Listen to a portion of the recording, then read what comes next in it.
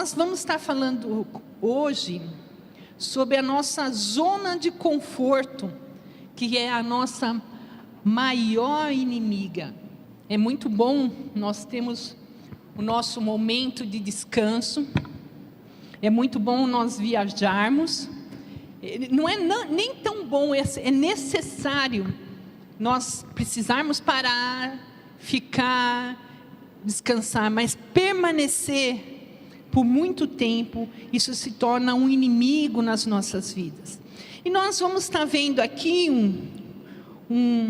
uma pessoa em Juízes 6, o nome dele é Gideão, e nós vamos estar lendo então em Juízes 6, 14, e está assim: vá com toda a sua força e livre o povo de Israel dos midianitas, sou eu quem está mandando que você vá. E aí nós vemos aqui Deus falando com uma pessoa, e nós pensamos assim, ele é uma pessoa de guerra, o Senhor está mandando ele libertar o povo de Israel. Mas Gideão, diferente do que talvez nós pensamos, ele não era o homem mais corajoso do mundo, não. Então, nós somos mais corajosos, mais fortes do que pensamos. Gideão, no versículo 11, então eu peço para que vocês estejam com as suas Bíblias abertas, não fechem não. É muito bom nós estarmos com as nossas Bíblias, é muito bom nós olharmos e analisar o que está sendo falado, que isso é muito saudável. Então mantenha suas Bíblias abertas, porque esses versículos não estão aí, e eu vou pedir para vocês às vezes ficarem dando uma olhada. Então no versículo 11 do capítulo 6, está lá: então o anjo do Senhor veio e sentou-se debaixo de um carvalho que havia perto do povoado de Ofra. Esse carvalho pertencia a Joás, que era da família de Abiezer. O seu filho, Gideão, estava malhando trigo no tanque de pisar uvas, escondido, para que os medianitas não o encontrassem. Eu fui na internet e fui ver qual é a diferença da onde se malha o trigo e da onde se pisa a uva. Então, quando você põe lá malhar o trigo, tem vários métodos, vários jeitos. Tem uns que os italianos ajuntam os feixes depois que colhem, eles põem num terreno aberto, e eles com um pedaço de pau, e nesse pau a ponta dele é móvel, é como se tivesse uma dobradiça. Então eles batem naquilo e vão batendo para soltar os grãos da palha. Mas tem que ser feito em terreno aberto para facilitar a separação da palha do trigo. E aí, como eu não fiquei muito feliz, porque eu acho que no tempo de Gideão talvez não tinha um pau com um mecanismo na ponta, aí eu fui ver de que forma eles faziam isso. Eles pegavam uma árvore com bifurcação, e eles colocavam como se fosse não sei se era prego, como se fossem uns espinhos, e eles batiam naquilo, o feixe de trigo, para ir soltando esse trigo. Mas tinha que ser em terreno aberto. E aí eu fui ver o tanque de pisar uvas. Tem de toda forma também, tem até em bacia, né? Então, se você tem parreira na tua casa e quiser pisar, bota na bacia, que deve ser a coisa mais esquisita, pisa na uva lá e faz o vinho seu. Mas, normalmente, são tanques altos, onde eles jogam as uvas, alguns mais altos, né? E eles jogam as uvas e ficam pisando, e tem uma abertura da onde vai sair o caldinho. Aí eu fui procurar para ver um pouco mais antigo. No tempo de Gideão, não eram tanques, eram como se fosse um lagar assim, feito não era cimento, de umas pedras, mas ela era funda para que desse como se fosse uma bacia larga, e ali eles faziam um buraquinho para onde saía. E aí nós vemos aqui esse homem corajoso, batendo o trigo dele num tanque de uva.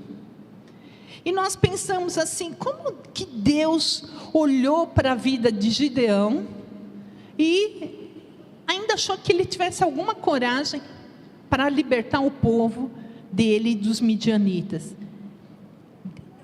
Como os midianitas, eles o tempo todo, eles roubavam a colheita, os gados, os animais. Se vocês lerem o capítulo 16, vocês vão ver isso. Ele pensou, eu tenho que tirar a colheita rápido, malhar aqui rápido, daí eu consigo armazenar o meu trigo e ainda sustentar a minha família. Ele criou uma estratégia, e essa estratégia agradou o coração do Senhor, chamou a atenção do Senhor, falou, esse vai trabalhar para nós, vai libertar o povo de Israel. E nós às vezes, ou geralmente, deixamos que os medos que nos afrontam, nos atrapalhem de ver as estratégias que temos em nossas vidas. Às vezes queremos mudar de um emprego. A Odila esteve falando aqui sobre acho que a semana passada, sobre o emprego que ela queria mudar, e depois ela se arrependeu. Mas às vezes nós não estamos felizes no emprego que nós temos, e nós simplesmente nos conformamos, porque nós não... se eu sair daqui, o que vai acontecer? Mas nós não perguntamos para o Senhor, nós continuamos naquela tristeza profissional. Eu sempre digo que não há mal profissional, e sim mal colocação profissional. Você está onde você não queria estar, você faz o que você não gosta de fazer, mas foi isso que sobrou para você, então é isso que você faz. Então, a gente às vezes deixamos por medo de fazer coisas na sua vida. Deixamos às vezes de comprar uma casa, porque como eu vou pagar as prestações de uma casa nova? Até é interessante que quando nós fomos comprar o nosso terreno, na realidade o terreno nós ganhamos, minha sogra e uma tia do Paulo nos deu o terreno. Mas quando nós fomos fazer o financiamento para a construção, a minha sogra ficava, pelo amor de Deus, e se vocês não pagar, eles vão tomar casa. Eu falava, mas dona Yolanda, se a gente estiver morando de aluguel e não pagar, eles botam a gente para fora do mesmo jeito. Um dia, só que a diferença é que o que a gente estiver pagando, que é nosso, acaba.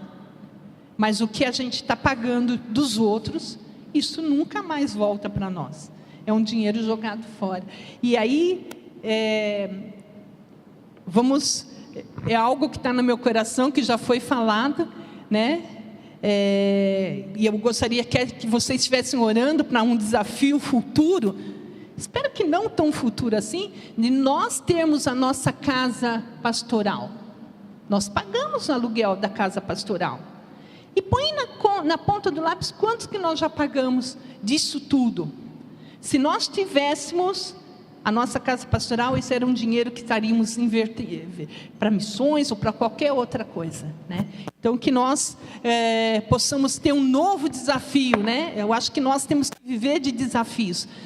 A fundação está terminando, está ficando muito legal, nós temos dívida até dezembro, mas nós possamos estar colocando no nosso coração novos desafios, E talvez a casa pastoral seria um novo desafio, um benefício para nós como igreja. Às vezes nós temos medo de fazer as coisas que às vezes sonhos que nós temos, porque nós temos medo do que as pessoas vão pensar. E eu fiquei pensando em Gideão, o povo lá da aldeia dele, olhando para ele, malhando trigo na lagar de vinho, e o que eles pensavam? Esse cara é muito xarope, daqui a pouco os midianitas vão lá, vai tomar tudo dele. E ele ficava lá trabalhando. Eu tenho certeza. Até ontem, quando eu estava procurando, apareceu um filme feio, até que engraçadinho, de Gideão. E filmava bem isso mesmo. Ele estava lá com a mulher dele, escondido, batendo trigo. As pessoas passavam, balançavam a cabeça, entrava escondido nas casas. E quando o anjo apareceu, o anjo ficou lá conversando com ele. E ele, você não vai embora? Você vai ficar aqui me olhando? Gideão perguntava para o anjo, porque todo mundo passava escondido e fugia. Então, ele tinha um trabalho para fazer, ele tinha que fazer. Então, ele não pensou no que as pessoas tinham que falar. Gideão sabia o que tinha que fazer e fez, e isso chamou a atenção de Deus. Nós sabemos o que temos que fazer. Quando nós não fazemos, nós deixamos de chamar a atenção de Deus. E isso chamou tanto a atenção de Deus, que no versículo 12 diz: então o anjo do Senhor apareceu a ele e disse: você é corajoso, o Senhor está com você. No filminho, quando o anjo fala isso, Gideão dá risada, né? Falou assim: corajoso, estou aqui morrendo de medo. E ele fala isso, né? Estou aqui morrendo de medo. Mas ele era corajoso porque ele estava fazendo o que tinha que fazer.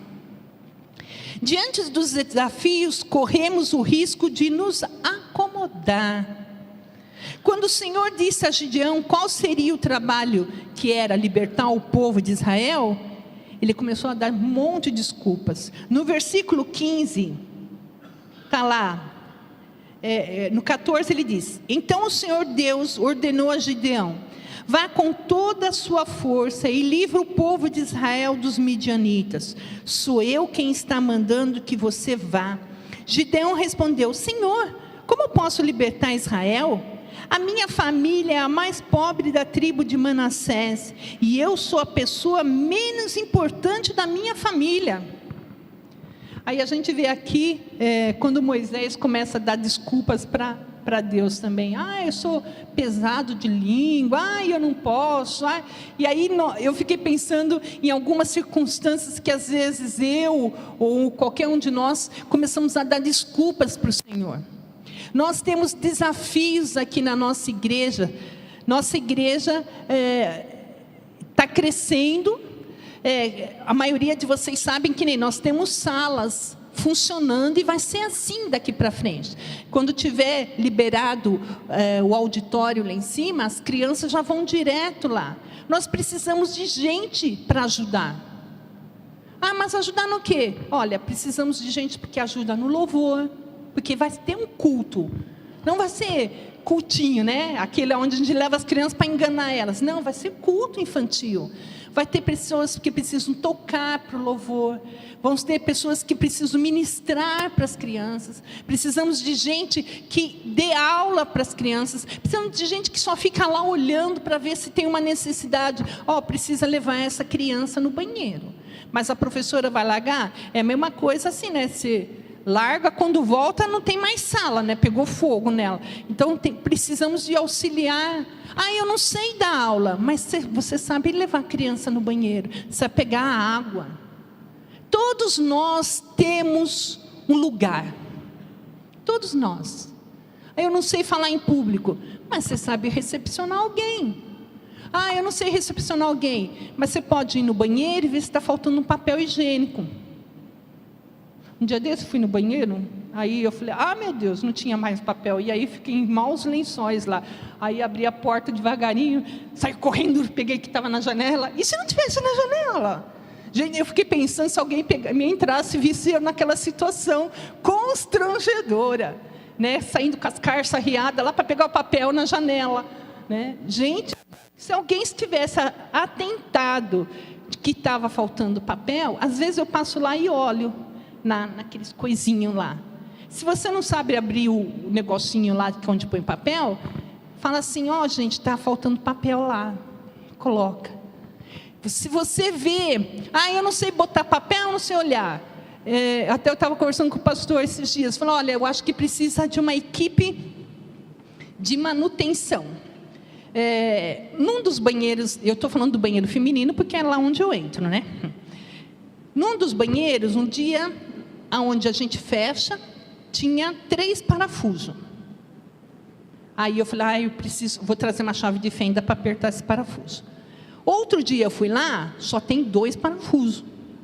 Já perdeu um, aliás, já perdeu 2.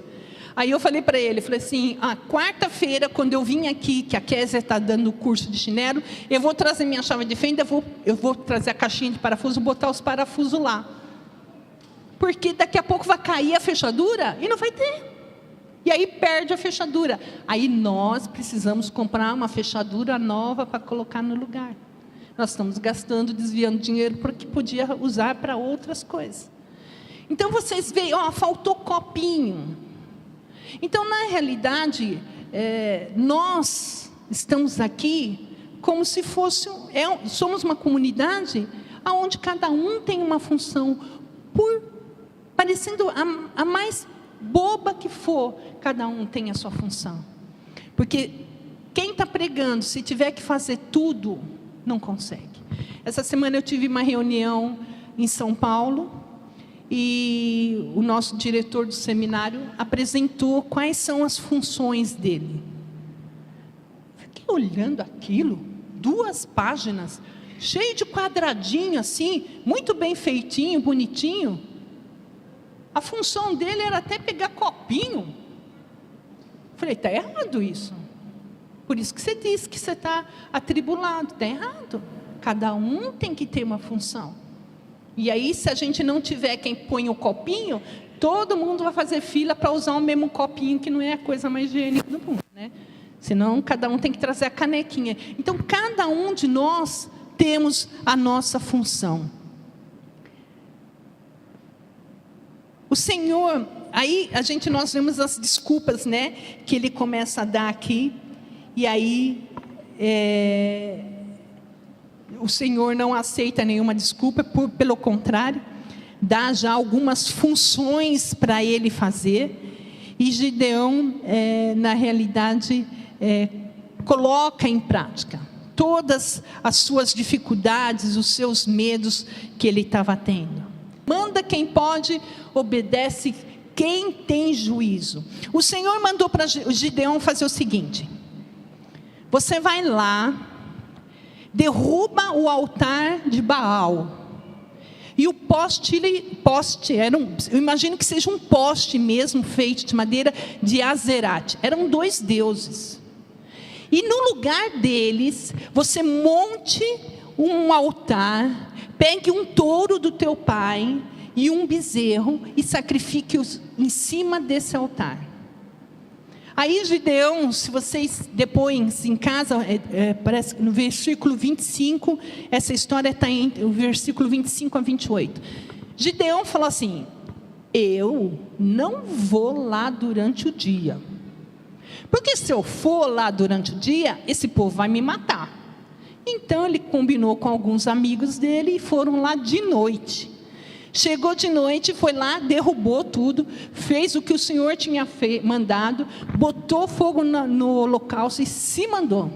O povo da região ficou bravo, quando descobriu que foi ele, queria matar ele, e até o pai dele interviu depois, dizendo: olha, se Baal é Deus, ele mesmo deveria ter se defendido. E aí, o povo de Israel ouviu Gideão. Quando nós nos dispomos a fazer as coisas que Deus quer para as nossas vidas, todas as outras coisas vêm, não vou dizer com tranquilidade, mas vêm com alguma facilidade. Se você não está feliz no teu emprego, fale para o Senhor, Ele tem sempre o melhor para nós. Mas como você tem feito as coisas do Senhor? Porque na realidade eu olho às vezes o que o Senhor tem para as nossas vidas, como nós tratamos os nossos filhos. Pelo menos as minhas filhas. Olha, você faz isso aqui? Eu não, manda isso aqui. Então tá. Sabe o que eu queria? Então você queria. Então, toda a nossa vida é uma via de mão dupla. Nós vivemos em comunhão, vivemos em harmonia, se nós queremos. Porque senão, a nossa vida realmente vai virar um tumulto. O povo de Israel estava passando por tudo isso, por quê? Porque eles pecaram contra Deus. Eles estavam sendo escravizados. O midianitas ia lá o tempo todo, tomava as coisas deles, os animais, a colheita, deixava eles em dificuldades. Por quê? Porque eles tinham pecado contra Deus. Eles sabiam o que tinham que fazer e eles não faziam. Por quê? Todos os outros povos fazem, nós vamos fazer. E nós vemos aqui um período de Juízes, é bem nisso. Entrava um juiz, o povo se arrependia, o Senhor abençoava, daqui a pouco descambavam de novo. Entrava outro juiz, o povo se arrependia, Deus abençoava, descambava de novo. Eu acho que era meio burrice, né? Porque se você sabe o que deve fazer e não faz, então você é burro. Porque você sabe que vai ter consequências. Todos os nossos atos têm consequência.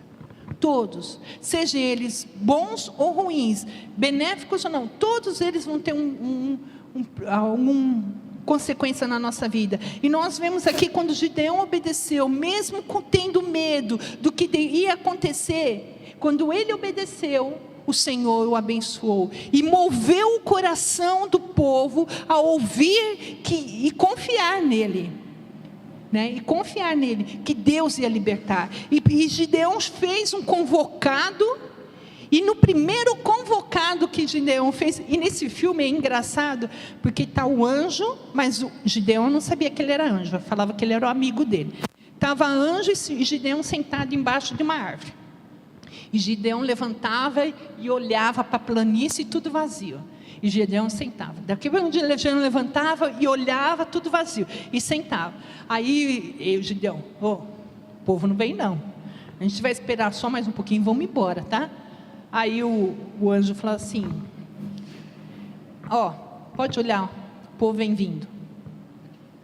Eu acabei de olhar. Aí ele viu o povo vindo.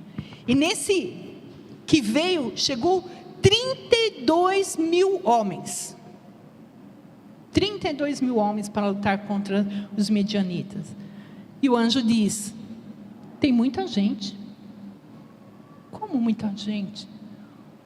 Olha lá para o acampamento dos midianitas, eles são tantos como a areia do mar, não dá nem para ser contado. Aqui tem 32 mil, você está achando que é muito? Não é muito. Pergunta aí, quem está com medo pode ir embora. Aí, sério? Sério. Aí ele perguntou, quem está com medo aí, pode ir embora. Aí um olhou para o outro, você está falando de verdade? Estou. Puxou o carro. Desses 32 mil, 22 mil foram embora.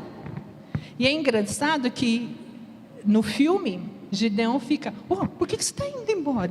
Você não, olha o teu tamanho, você vai embora. E foram embora.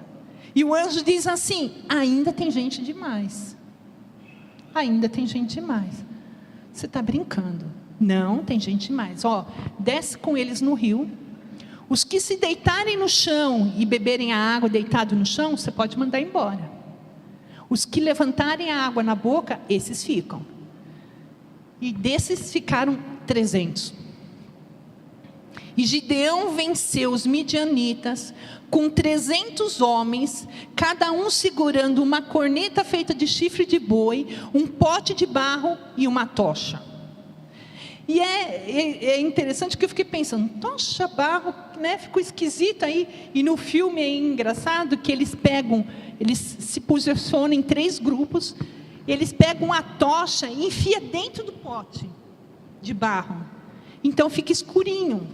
Quando eles quebram o pote, eles tiram a tocha e aí os midianitas vêm e todos, né? E se vocês continuarem no capítulo 7, eles vão ver que na realidade o Senhor fez de tal forma que eles não lutaram contra os midianitas.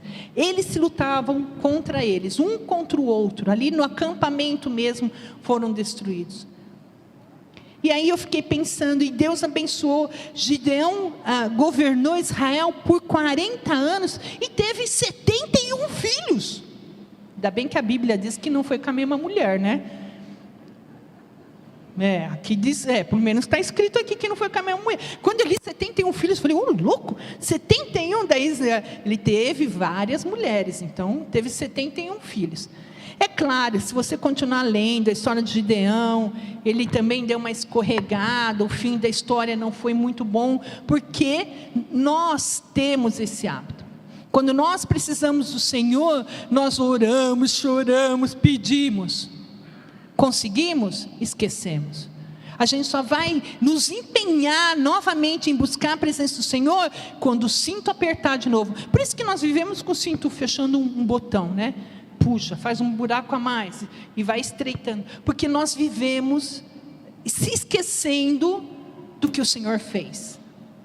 Nós temos memória muito curta, nos esquecemos com frequência, e nós temos que nos lembrar. Essa semana eu fiquei numa situação muito constrangida, porque eu me esquecer é quase uma coisa muito normal, sabe? Lá em casa, quando eu falo, eu me esqueci, que novidade, né? Porque eu me esqueço mesmo. E aí eu estava na reunião, e cada diretor apresentando para fazer cada diretor ficou responsável por uma seccional do estado de São Paulo. E eu tinha ficado responsável pela Campinas. E quando eles começaram, é porque eu... lembrei, né? Aí foram falando, e o meu nome lá no fim da lista, eu falei, meu Deus, o que eu vou falar? Não fiz nada, nem lembrei que eu tinha que fazer isso. E tinha gente que apresentando relatório impresso, chique, e distribuía. Então, pastor, e você? Eu nem lembrei. Precisa ver a cara do povo, viu? Precisa ver. Eu acho que eles esperavam que eu pelo menos desse uma desculpa melhor, né? Eu falei, nem lembrei que tinha que fazer isso, me esqueci. Para dizer a verdade, vamos fazer o seguinte, vamos passar o pastor Isaac aí, porque o pastor Isaac sai mais do que eu, e eu estou cheio de compromissos, aí eu comecei a fazer que nem Gideão, né? Comecei a dar um montão de desculpa. Então, olha, eu tenho que cuidar da tesouraria da igreja, da CBSP, da UMB, eu estou atrapalhado, eu tenho um monte de relatório para fazer. O pastor Isaac é joia para isso. E aí passei a incumbência para o Isaac. E aí, mas ficou esquisito, não me lembrava. E nós temos essa tendência, parece que o inimigo de alguma forma nos cega, que nós não lembramos, e fazemos coisas repetidas na nossa vida, e depois envergonhadamente chegamos para o Senhor. Eu falei de novo, errei de novo, falei demais de novo, não quis ajudar de novo, não quis fazer, tudo de novo. E aí a gente vê Gideão aqui, que de alguma forma, mesmo com todas as limitações, mesmo com todos os pecados, quando ele se dispôs a estar na presença do Senhor, Deus eles abençoou. Nesse último mês nós temos falado sobre a nossa zona de conforto, né? Cada um dos pastores nesse mês teve os seus temas dentro dessa temática. Como ela pode nos engessar e nos levar a ser acomodados nas nossas necessidades. Deus quer um povo forte, mesmo com as nossas limitações.